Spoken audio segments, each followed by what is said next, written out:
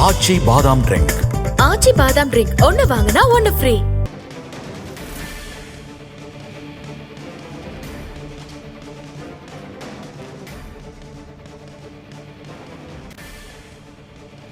மற்றும் ஒரு முக்கிய செய்தி, இந்தியாவின் ஏவுகணைகளை மறித்து பாகிஸ்தானால் தாக்க முடியவில்லை. இது பாகிஸ்தானின் மிகப்பெரிய வீக்னஸ்.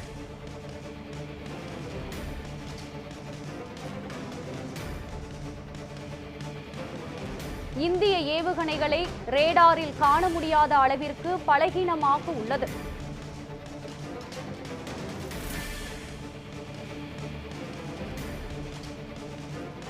பாகிஸ்தானின் வீக்னஸ் வெளிப்பட்டிருக்கிறது.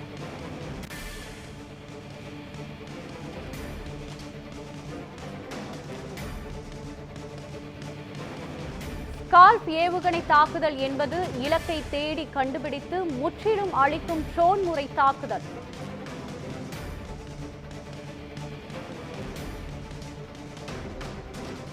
இது குறித்து கூடுதல் விவரங்களுடன் இணைக்கிறார் நமது செய்தி பொறுப்பாசிரியர் மரியரீகன் சாமிக்கண்ணு. சார் வணக்கம் சார், முழுமையான விவரங்களை பதிவு செய்யுங்கள். சிந்து, நாம் தற்பொழுது பார்த்துக் கொண்டிருக்கக்கூடிய இந்த செய்தி என்பது பாகிஸ்தான் மற்றும் பாகிஸ்தான் ஆக்கிரமிப்பு காஷ்மீர் பகுதியில் இருக்கக்கூடிய பயங்கரவாத முகாம்கள் 9 இடங்களில் இந்தியாவினுடைய விமானமானது பயங்கரமான ஒரு தாக்குதலை நடத்தி இருக்கிறது. பாகிஸ்தானால் இந்திய தாக்குதலானது நிகழ்த்தப்பட்டிருக்கக்கூடிய இந்த விஷயத்தில் மிக முக்கியமான ஒரு விவகாரமானது தற்பொழுது வெளியாகி கொண்டிருக்கிறது. அதாவது பாகிஸ்தானில் இந்தியாவினுடைய ஏவுகணைகளினுடைய ரேடார்களை காண முடியாத ஒரு சூழலானது தற்பொழுது வெளிப்பட்டிருக்கிறது.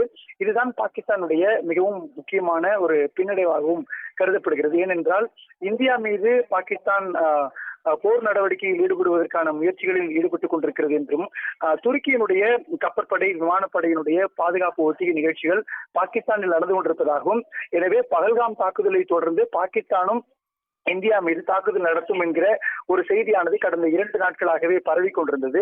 ஆனால் தற்பொழுது இந்தியா கொடுத்திருக்கக்கூடிய இந்த பதிலடியின் மூலமாக பாகிஸ்தானினுடைய மிக முக்கியமான ஒரு பலகீனமானது, அவருடைய வீக்னஸ் ஆனது வெளிப்பட்டிருக்கிறது.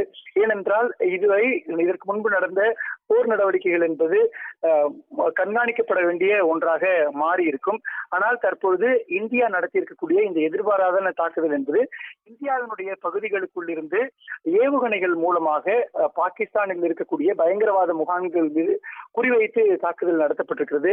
எனவே இந்தியாவிலிருந்து செல்லக்கூடிய அந்த ஏவுகணைகளை கண்காணிப்பதற்கான ரேடார் வசதிகள் பாகிஸ்தானில் இல்லை என்கிற ஒரு அம்சமானது இந்த 9 பயங்கரவாத முகாம்கள் மீதான தாக்குதல் சம்பவத்தின் மூலமாக வெளிப்பட்டிருக்கிறது. அதே மாதிரி பாகிஸ்தானில் இருக்கக்கூடிய பயங்கரவாத முகாம்கள் மீது ஸ்கால்ப் ஏவுகணையை வீசி இந்தியா தாக்குதல் நடத்தியிருக்கிறது.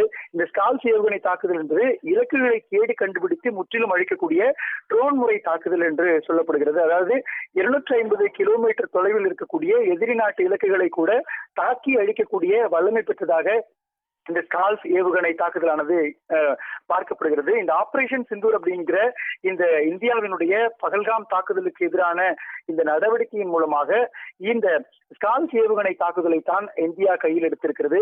இந்தியாவிலிருந்து ஏவப்பட்ட ஏவுகணைகள் பாகிஸ்தானினுடைய எல்லைக்குள் ஊடுருவுகின்ற பொழுது அதை கண்காணிப்பதற்கான ஒவ்வொரு நாட்டிலேயும் ரேடர் வசதியானது செய்யப்பட்டிருக்கின்றன.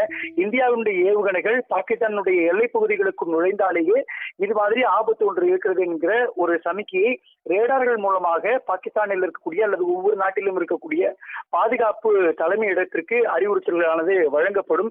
ஆனால் தற்பொழுது இந்தியா நடத்தி இருக்கக்கூடிய இந்த அதிரடி ஏவுகணை தாக்குதல்களை ரேடார்கள் மூலமாக கண்காணிக்கக்கூடிய வசதிகள் கூட பாகிஸ்தானில் இல்லை என்கிற ஒரு விஷயமானது பார்க்கப்படுகிறது.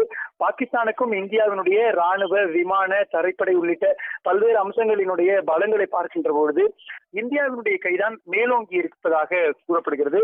சீனா மற்றும் துருக்கியினுடைய ராணுவ உதவி என்பது பாகிஸ்தானுக்கு இருப்பதாக சொல்லப்பட்டிருக்கக்கூடிய நிலையில் பாகிஸ்தானும் தன்னுடைய ராணுவ பலத்தை உயர்த்துவதற்கான நடவடிக்கைகளில் இறங்கிக் கொண்டிருப்பதாக கடந்த 2 நாட்களாக செய்தி பரவி கொண்டிருந்த நிலையில் தற்பொழுது இந்தியாவினுடைய இந்த ஏவுகணை தாக்குதல் முயற்சி என்பது பாகிஸ்தான் பாதுகாப்பு படையில் மிகவும் பலகீனமான ஒரு நாடாக இருக்கிறது என்கிற ஒரு விஷயமும் இதன் மூலமாக வெளிப்பட்டிருப்பதை நாம் கவனிக்க வேண்டியிருக்கிறது.